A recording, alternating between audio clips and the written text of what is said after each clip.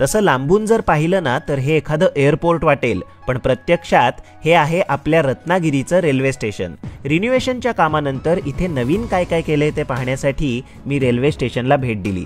रात्रीच्या वेळेस अट्रॅक्टिव्ह लाइटिंगमुळे हा पूर्ण परिसर खूपच एलिगंट वाटत होता। एंट्री गेटमधून आत गेल्यावर विविध प्रकारची पेंटिंग्स पाहायला मिळतात।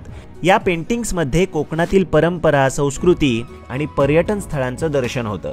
कोकण रेल्वेचा प्रकल्प यशस्वी करण्यामध्ये ज्यांचं मोलाचं योगदान होतं असे कोकण रेल्वेचे शिल्पकार माननीय मधु दंडवते साहेब यांची ही सुंदर प्रतिमा रेल्वे स्टेशनमध्ये पाहायला मिळते। रेल्वे स्टेशनमध्ये प्रवेश करण्यासाठी वेगळं गेट आणि बाहेर येण्यासाठी वेगळं गेट करण्यात आलंय। पब्लिक वर्क्स डिपार्टमेंट आणि कोकण रेल्वेच्या या उपक्रमामुळे या रेल्वे स्टेशनला रत्नागिरीकरांच्या भाषेत एकदम आडस लुक मिळालेला आहे। तर मंडळी, हा व्हिडिओ जास्तीत जास्त जणांना शेअर करा आणि अशाच व्हिडिओसाठी आपलं पेज सुद्धा फॉलो करा।